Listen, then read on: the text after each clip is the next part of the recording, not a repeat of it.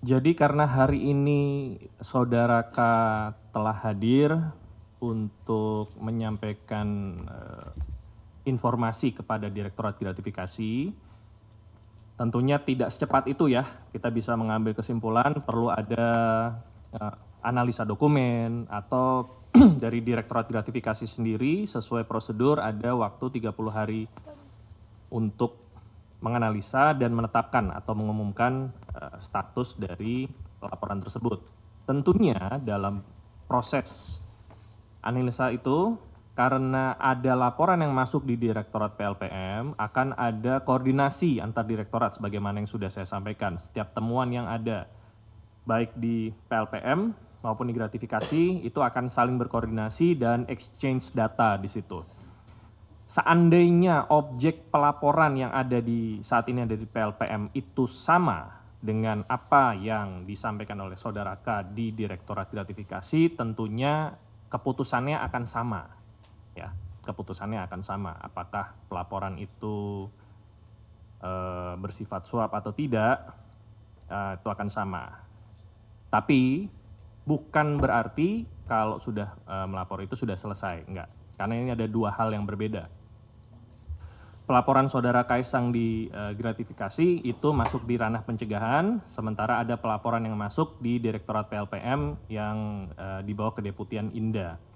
Nah ini ada bisa masyarakat maupun pelapor ini memasukkan data-data atau informasi-informasi baru ya, yang mana itu mungkin tidak terjangkau atau tidak dilakukan oleh pihak pelapor. Ini kemungkinan ya, kemungkinan. Jadi bisa saja hasil yang ada di PLPM berbeda dengan apa yang dilaporkan di Direktorat Gratifikasi. Namun kalau sama pelaporannya dan tidak ada tambahan informasi atau data, tentunya pada saat dilaporkan ditetapkan atau diumumkan di Direktorat Gratifikasi, maka hasilnya akan sama di Direktorat PLPM juga.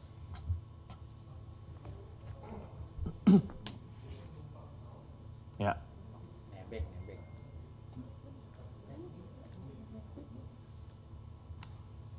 Mungkin sudah dijelaskan Pak Pahala ya, bahwa Direktorat Gratifikasi ini kan sifatnya pasif ya.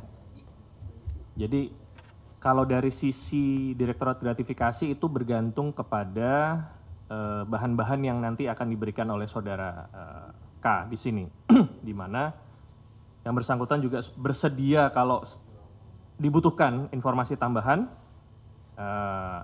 dari Direktorat Gratifikasi mungkin meminta informasi tambahan, bersedia untuk memberikan. Saya pikir ini merupakan bentuk niat baik yang bersangkutan untuk bisa menjelaskan, bisa mengklarifikasi hiruk pikuk yang ada di masyarakat ya.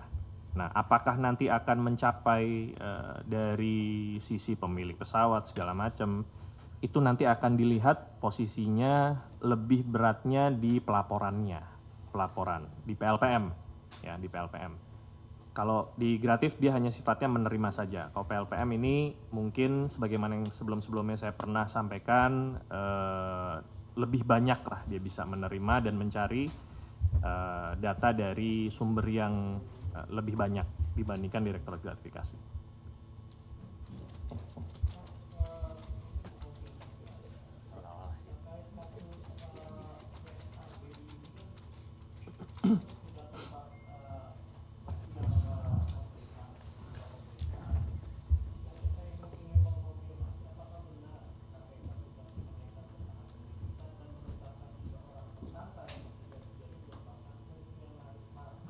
Hmm.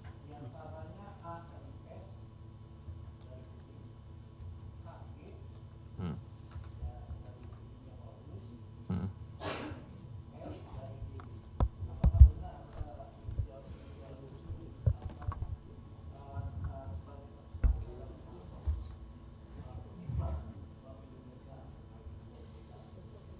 Baik.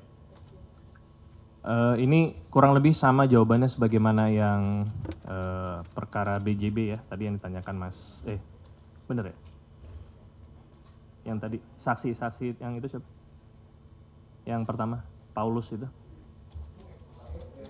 Bukan, satu lagi. Edwin. BPJS, oh sorry. Jadi sampai dengan saat ini patokan saya hanya register ya. Patokan saya register itu yang paling akurat.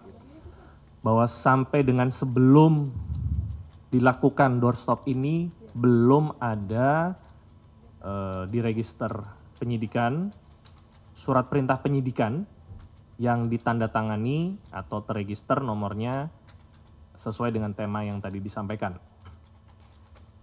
Perkara itu sudah disetujui oleh pimpinan dalam forum expose itu hal yang berbeda, di mana saya tidak masuk di dalam forum expose tersebut. Jadi yang tahu itu tentunya pimpinan dengan pihak-pihak yang berkepentingan di situ, ya. Tetapi sampai dengan saat ini belum ada surat perintah penyidikan yang nomornya harusnya ada di register dan belum ada sampai dengan saat ini. Saya tidak terinfo. Saya tidak terinfo.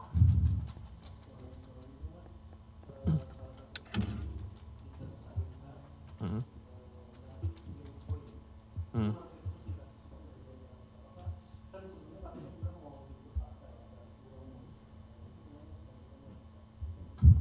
Ya, saya sudah cek kembali ke penyidiknya.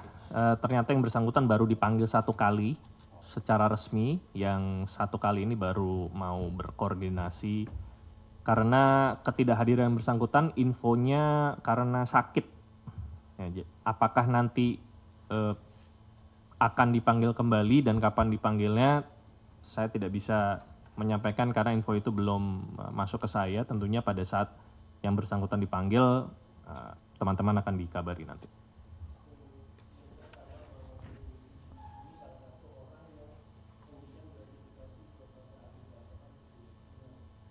Itu sudah masuk materi dan saya tidak mendapatkan informasi dari penyidik.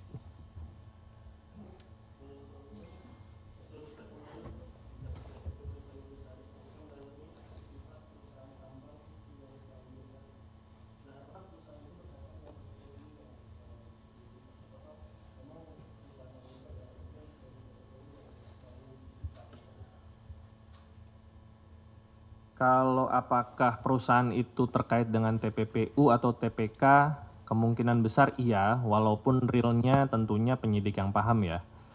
Kenapa saudara RW ini dipanggil, dimintai keterangannya dan dalam rangka apa, detailnya itu belum bisa dibuka di forum ini. Tentunya yang jelas dalam rangka sprindik TPPU saudara siapa ya yang tersangkanya? RW ya, saudara RW untuk pemanggilan para saksi-saksi.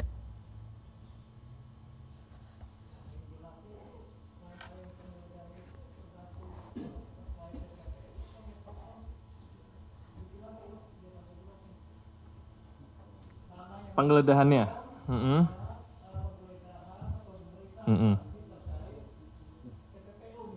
oke.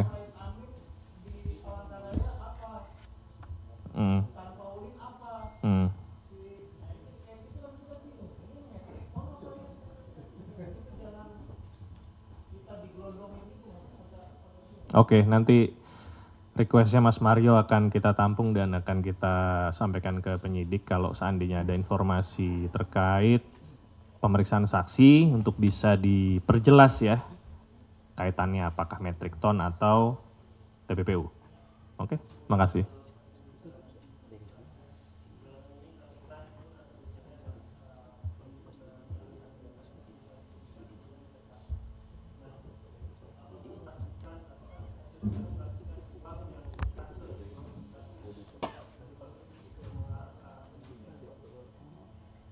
Intinya penyidik sedang mendalami fakta-faktanya ya. Tidak menutup kemungkinan adanya pengembangan ke arah TPPU, tetapi itu masih didalami. Ya, saya belum bisa menyampaikan detailnya seperti apa, nanti kita tunggu aja.